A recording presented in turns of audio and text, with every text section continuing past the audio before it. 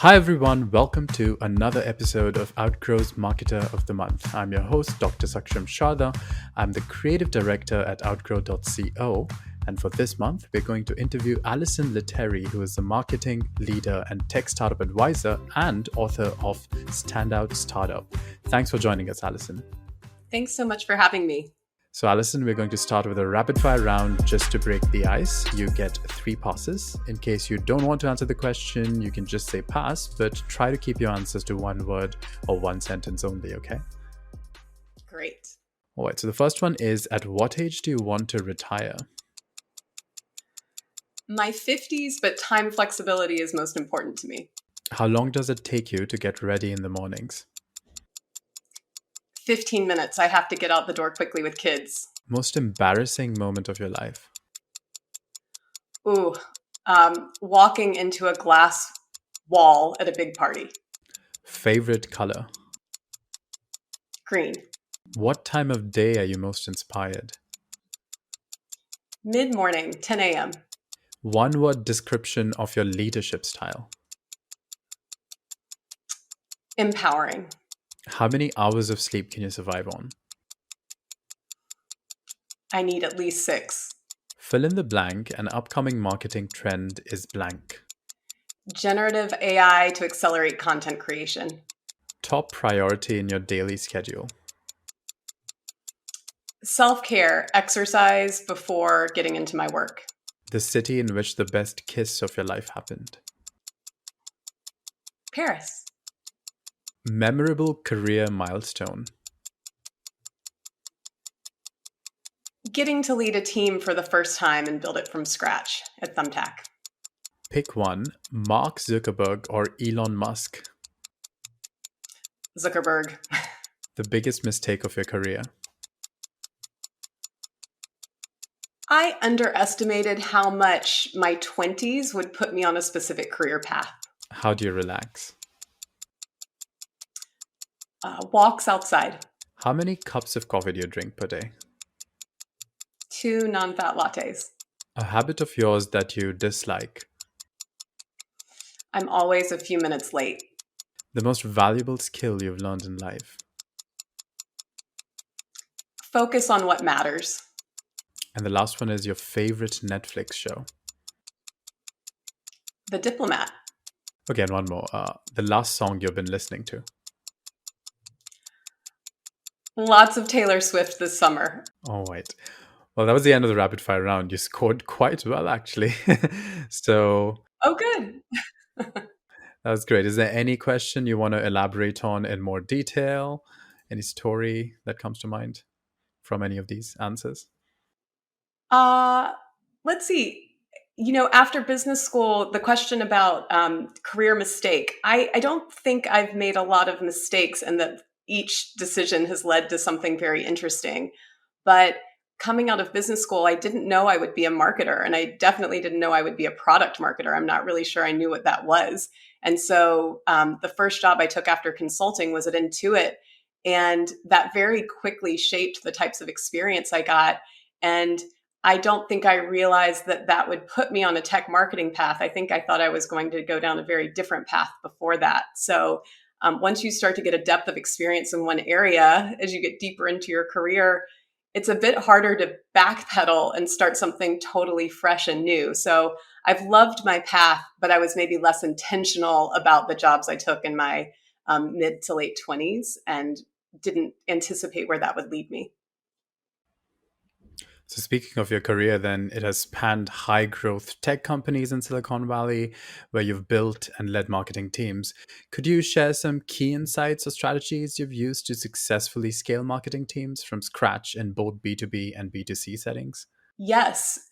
In every case, it's so important to start with goals and really understand what is the company trying to achieve and what can marketing do to help achieve those goals as quickly as possible. And when I started at Thumbtack and Handshake, I came into 2 different situations, which meant we needed to build out a different type of team and different functions within marketing. So at Handshake, we really wanted to reshape perceptions around why Handshake is the unquestionable best place for college students to find jobs and employers to recruit college students. And so we needed to refresh the brand and our messaging to really stand out from other career platforms. And we needed new ways to acquire employers and students. So there was a lot of acquisition and branding work. Whereas at Thumbtack, we were doing great on the acquisition front, but many of our service professionals, Thumbtack is a platform to find local service pros to do a huge range of jobs. They would get started on the platform, but unless they got hired relatively quickly, they wouldn't stick around. So the work was really to figure out how to engage our pros more effectively in their first days and weeks on the platform so that they would use us as their main lead generation source for months and years to come. And so thinking about goals and what we needed to build really informed who I hired and the sequence of functions that I built out. So that was a big learning. The other thing I'll say is that when you're building a team in a fast growing company, you have to think on different time horizons. So in every case, I walked into a function that really didn't exist. So had to think about how do we get work done now and make progress towards our goals while building towards the bigger team that has all of the capabilities we need. So that often meant doing some of the work myself and hiring agencies or freelancers to get us started, but spending quite a bit of my time hiring and building out the MarTech stack and the set of people we needed to achieve the full funnel marketing strategy down the line. I'll say for B2B, it's essential that marketing and sales have a strong relationship. And so aligning on what is the go-to-market motion? Is this more of an outbound, high-touch, or account-based marketing motion where sales is involved early on and marketing supplying content and messaging to enable sales? Or is it more of an inbound motion where marketing is really casting a net with content and trying to attract people in and then qualifying leads for sales? So those conversations go really well, and sales is really only spending their time on companies and people that are more likely to be a great fit for the product. That informs wildly different metrics, success metrics, and capabilities to build. So it's critical to have that discussion and figure that piece out. Whereas in B2C, it's really more about marketing and product partnership. So it's often more of a self-service motion. Customers will find out about the product and then they're signing up on their own. And so really need to get clear on what are the levers marketing can pull to attract and onboard and engage customers, but then how can marketing uniquely play and what channels will they test? How can marketing and product work together to make sure that conversion continues to go up along the funnel? And so depending on which type of team you're building, your focus areas and those partnerships will look different. So you spoke a lot about hiring people and how a lot of your time was taken up with hiring. Especially in this economy, there's been such a turnover of employees coming in and going out. How is a marketing manager supposed to keep track of this and not invest all their time in just hiring? Well, marketing's so interesting because it spans an incredibly diverse range of roles, from some of the most technical and data-driven roles in the company to some of the most creative roles. And so a marketing leader definitely needs to adapt their style to the different function and the different people that they're working with at that time. And I'll say that I've learned over my career that uh, thinking of yourself as a manager who's in service to your team and adapting your style to the needs of that particular person has been absolutely critical. So whether it's a certain type of coaching or focusing on the resources that they need at that time, helping them build the cross-functional relationships that will help them get the job done. I think it requires retaining a team and not spending all your time on hiring, relies on being a very nimble manager and kind of taking yourself out and thinking, how can I help this person on my team do their work most effectively and achieve their goals? And so that's where I've always spent a lot of my time and attention. And so you now advise founders and leaders at VC-backed startups, helping them fast track marketing decisions of all kind and building growth-focused teams. So could you elaborate on some common marketing challenges that these early stage startups encounter and how your guidance addresses these challenges? Yes. I see a lot of patterns. And one of the most common things that happens in a first conversation with a founder is they'll say something like, I know I need to be posting on LinkedIn, but that's very overwhelming. How will I create all that content? Or I need to do more in paid advertising, or my SEO strategy is all wrong. It's very channel first. And I think that happens because people without a marketing background often don't have a framework or a way of thinking about a holistic marketing strategy, and then thinking, where does a channel or a particular program fit into that? So one of the first things I do with a founder is help them think about their marketing strategy along the customer journey. I think of this in 5 phases. So what are you doing to attract totally new leads or people into your marketing universe who've never heard of your product before? And then the second phase is nurture. Now that you have their attention, what content are you sharing, or experiences or demos that help someone see that your product is the best fit for them? It's different and better than the alternatives. The price is right. It will get them the outcome they want, so that ultimately they move to the third phase, which is convert. And so at that point, they're becoming a user or they're becoming a customer.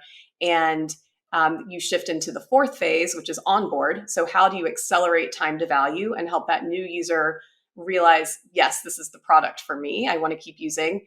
And finally, the fifth phase is engage. And hopefully that's the longest phase of your relationship with this customer. But how do you continue to drive active use? How do you expand accounts? And so once a founder is thinking in those terms, we can do a red, yellow, green exercise. Where is your strategy working today? It's shining green. And where is there friction? It might be more yellow or red.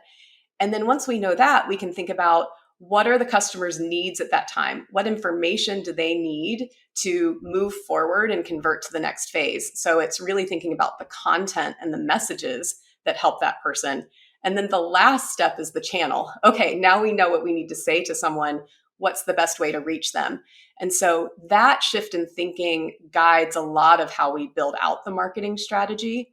And we're thinking channel last instead of channel first.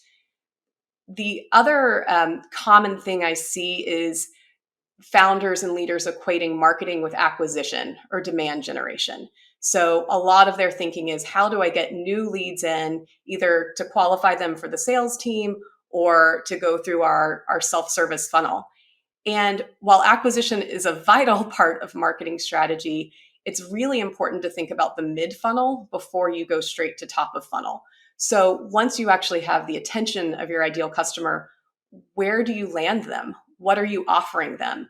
What does your website say that entices them and makes them realize this is the right solution for them? What experiences through either longer form content or webinars or events are you inviting them into? And then, of course, once they do convert, is your onboarding setup effective, either with an account manager and more of a sales-led organization, or more self-service onboarding? Are you inviting leads into a leaky bucket, or is there a very strong chance that they will be successful if they start using the product? So it's often rethinking mid-funnel and onboarding before pouring energy into paid, earned, or other channels to attract leads. And then the last one I'll highlight that's very common is, my messaging is out of whack. My website reflects, version 1 of my product, and now we're on version 5, and we just haven't been able to keep pace. Or what my sales team is saying to describe our product and what marketing is saying is totally different. And how do I align these?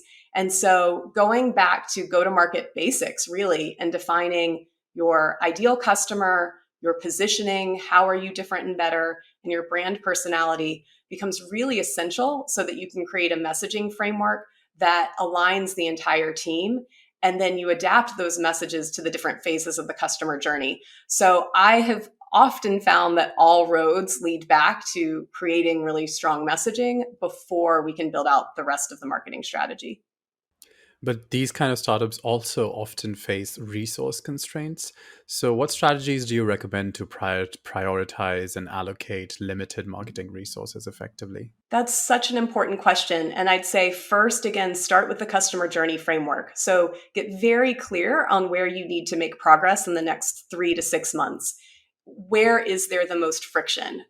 Where are you soft in your acquisition goals or your retention goals, and decide where to focus, because the more fragmented your marketing team is, especially when it's small and resource constrained, the less progress you're likely to make in all of those different buckets. So sometimes that does mean we really just need to focus on generating more leads. Our nurture experience is very strong. Once people land on our website or once they talk to our sales team, they convert. We just don't have enough people coming into the top of the funnel. Or sometimes that is, we have great conversion, but we see people dropping out after the first week or month of using the product. So get clear on the phase of the customer journey that you need to focus on. And then again, think about what does the customer need and what is the content you can create, the minimum, most intentional set of content to help someone get to the next step. And then what channels should we be testing to see if we can improve conversion in that phase. So it really comes down to ruthless prioritization and being very clear on the metric you need to move now, and then what's next after that. So let's talk a bit about your upcoming book now. It's called Standout Startup, and it focuses on irresistible marketing for startups. Could you provide a sneak peek into some key principles or strategies that startups can use to stand out in the competitive market? I would. I have a proof right here. So my book is called Standout Startup, The Founder's Guide to Irresistible Marketing That Fuels Growth. And I wrote it as a step-by-step guide for early stage tech startup leaders to develop effective product messaging and high converting content. And the reason is because, as I mentioned, this became the blocker for most marketing strategies. We couldn't move forward until we really defined effective messaging and got clear on how we were describing the product in a way that attracted new customers and engaged and retained existing customers. So some of the examples of questions founders would come to me with would be, peak season is coming up. We have to knock sales out of the park, but I know that our sales deck and our website are not set up to convert.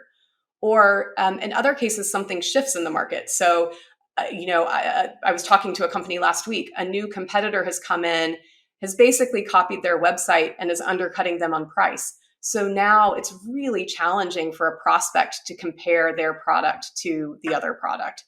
And so the book is divided into 3 parts.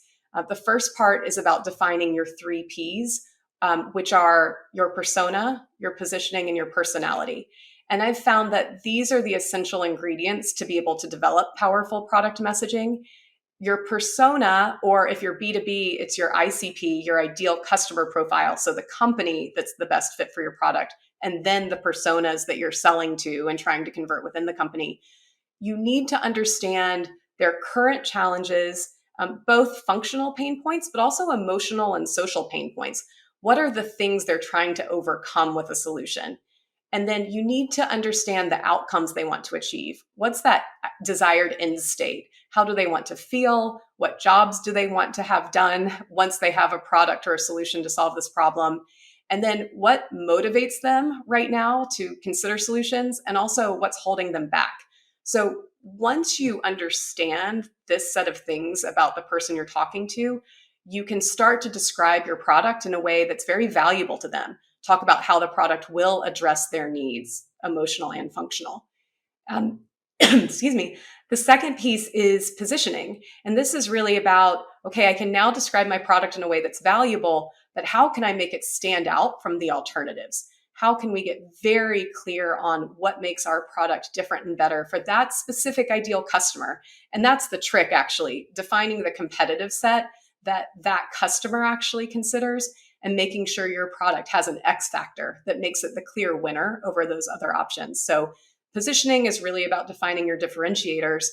And then your personality is also a differentiator, but it defines the way you communicate with your ideal customers, your brand attributes, your tone of voice, but also your visual brand identity.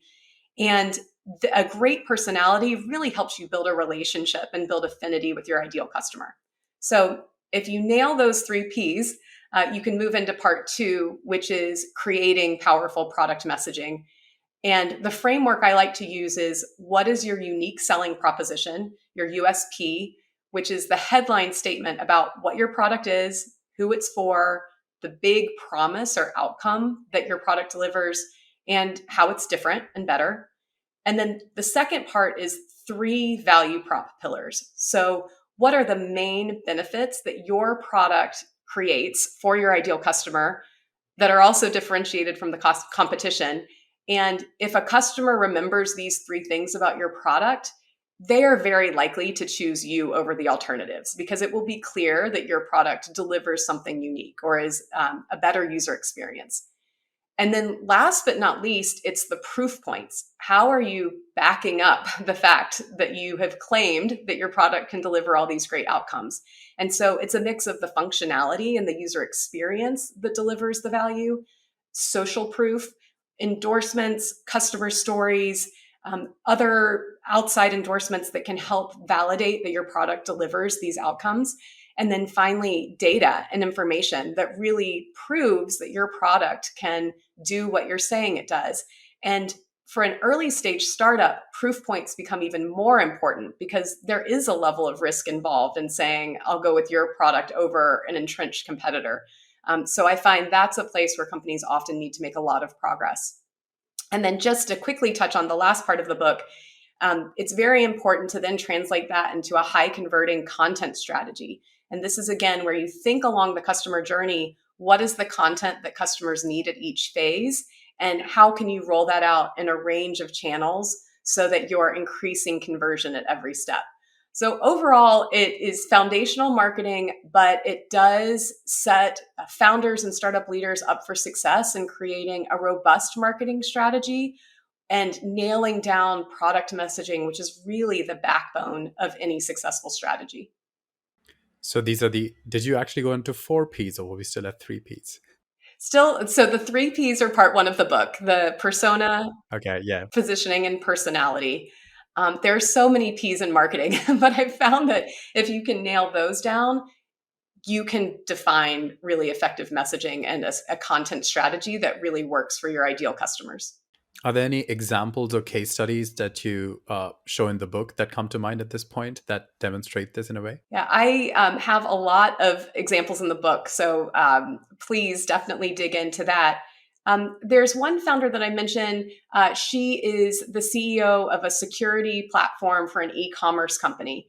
And the reason she started her company was she was finding at past e-commerce companies where she was leading engineering that there was this constant challenge of, do we build a solution in-house or do we go with an out-of-the-box solution to monitor potential risks or security breaches for our e-commerce platform?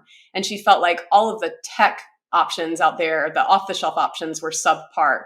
So we really went through the entire process to figure out who is your ideal customer profile, what are the companies that you're selling into, but specifically, who do you need to influence within that company to make them understand that buying your product is a better option than building in-house.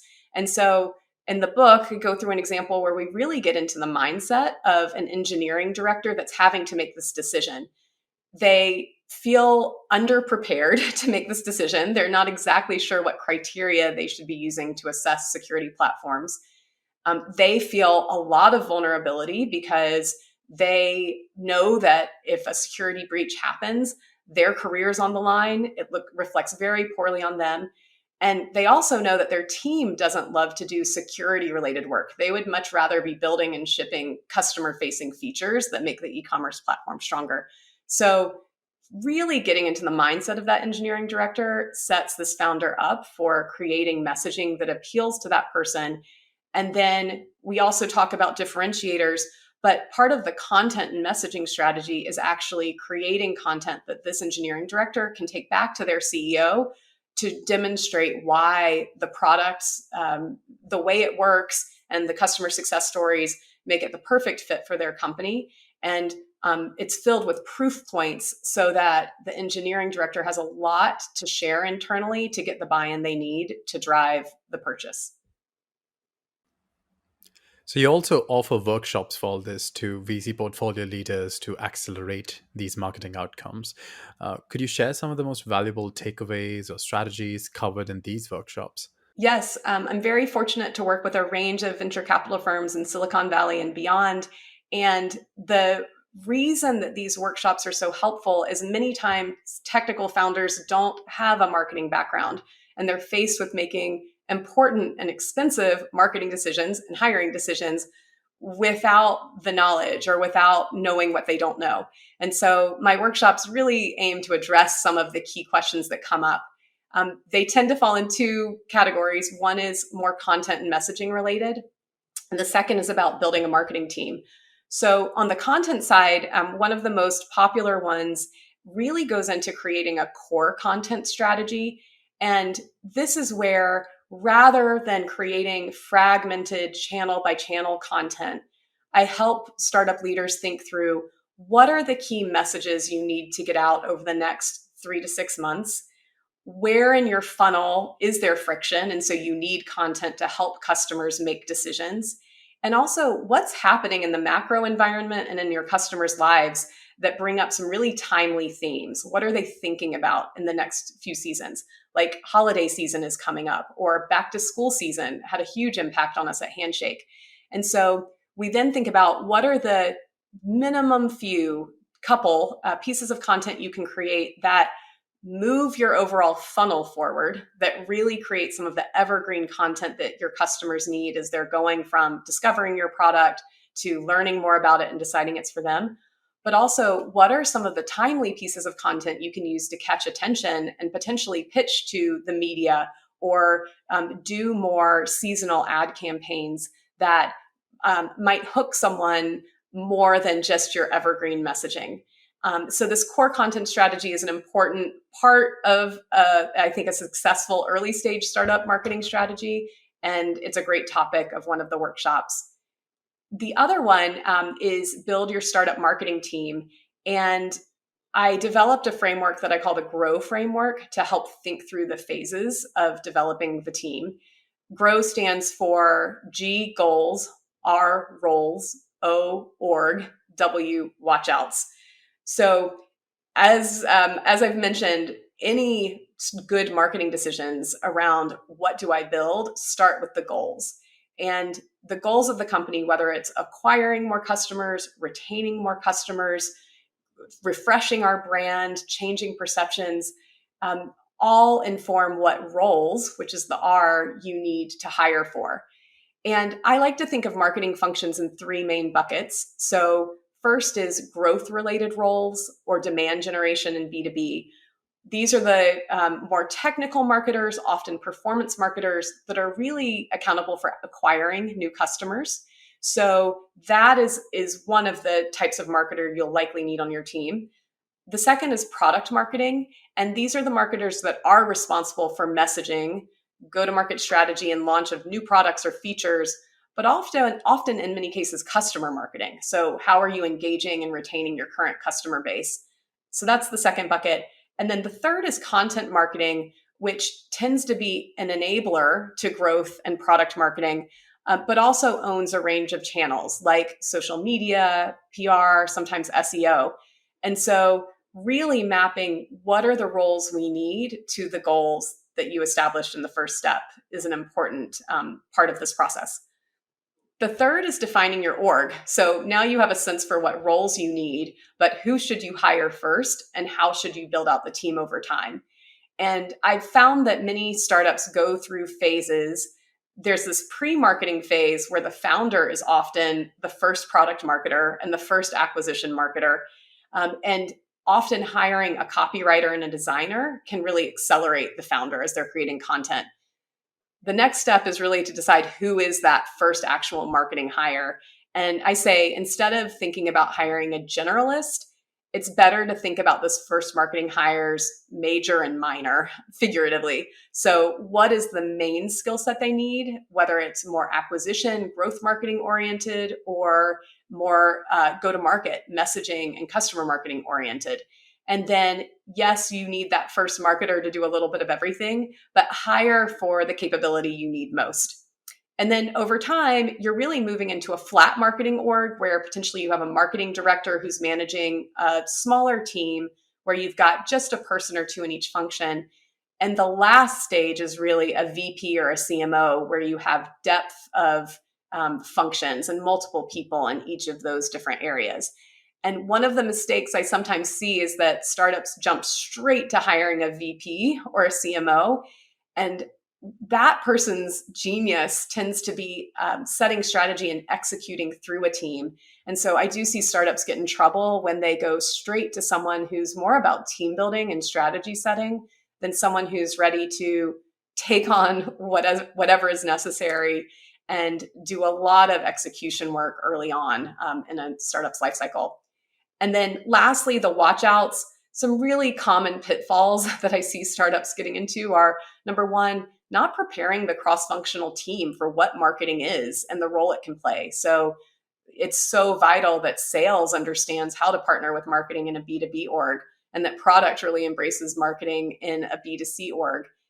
Also thinking about the resources your marketer will need, setting clear goals, and finally, advancement. So marketers are very ambitious.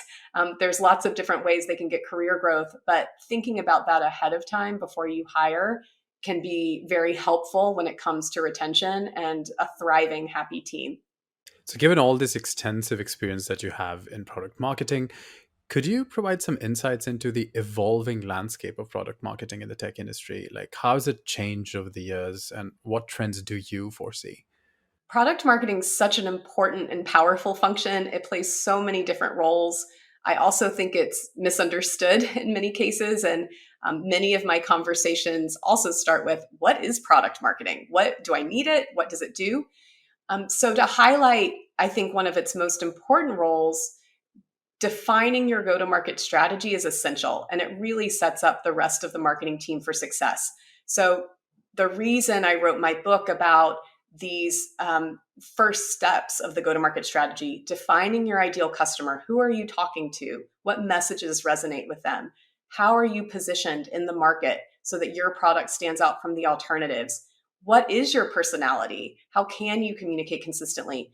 The entire marketing team and really the entire company needs to understand those things. So empowering product marketing to lead the process to make those decisions, but also involving a very cross-functional team in those decisions is essential. And so I find that when sales and product leaders, and certainly the CEO or founder, are involved in setting that go-to-market strategy, the rest of marketing can be much more effective. And really, so can sales and product, because everyone's aligned on what are we standing for in the market and what's the roadmap we'll use to get there, and what are the messages we'll create to make sure customers understand that about us. So go-to-market's an essential piece. The second thing that I have learned is that the more marketing and product can be working together on every stage of the product development process, the better outcomes a team will get.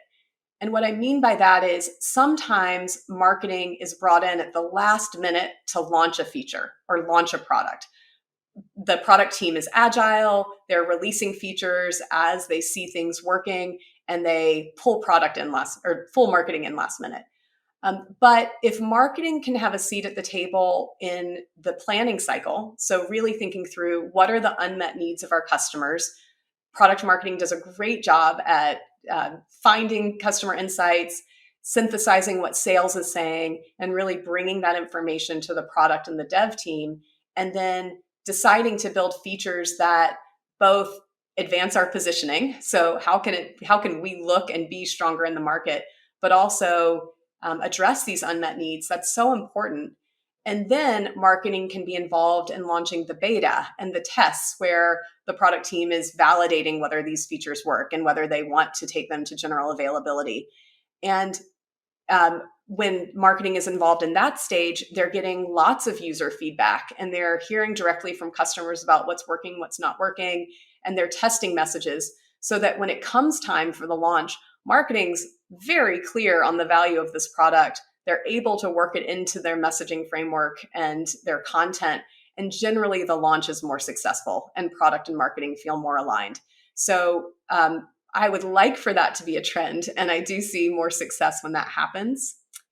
And then the last thing I'll say about product marketing, so especially in times like we're facing right now, where there's the shift to profitability away from growth at all costs. top of funnel marketing spend is being cut, there is a bigger role for customer marketing. So how can product marketing and customer marketing and product marketing are very interrelated. How can we retain more customers through marketing levers? And so I see that product marketing plays an even bigger role in times like this. How can we launch effective life cycle marketing programs where behavioral based or time based reminders really nudge customers to take a certain action? How can we create seasonal campaigns to create energy around a specific moment? So, as an example, at Handshake, back to school season was very important and very engaging to employers and students. Employers were eager to hear about our latest features and any of the latest tips on how to recruit the best possible class for their next internship class or their next first year hires class. And students were coming back to campus knowing that they needed to get their act together and start the internship search process. And so they were open to hearing, okay, which platform is best for me and how do I use Handshake most effectively? So seasonal campaigns around these peak moments became very important to engaging existing customers. And then finally, feature launches. Over time, you will be delivering more and more value as you roll out new features on your roadmap. So product marketing plays a very important role in making sure your current customers understand that. And in B2B, partnering with account managers to make sure that your customer base sees the value of new features, starts to use them, rolls them out to their team, and ultimately decides to stick with and expand your product. So that role of customer marketing, I think, is becoming ever stronger. And it's so important. And I love that about product marketing. And so the last question for you is of a personal kind. It is, what would you be doing in your life if not this right now? I have always been very creative, and so I partly got to scratch that itch with writing the book. But I'm also a painter, so I have had periods of my life where I spend a lot of time painting. Did a lot of that a couple years ago, so probably being a watercolor or acrylic painter of mostly nature. Well, hopefully we get to interview for the Painter of the Month once upon a time. We'll see. I'd love that. All right. Well, thanks everyone for joining us for this month's episode of Outgrow's Market of the Month. That was Allyson Letteri, marketing leader and tech startup advisor and author of Standout Startup. Thanks for joining us, Allyson. Thanks so much for having me. Check out their website for more details, and we'll see you once again next month with another Marketer of the Month.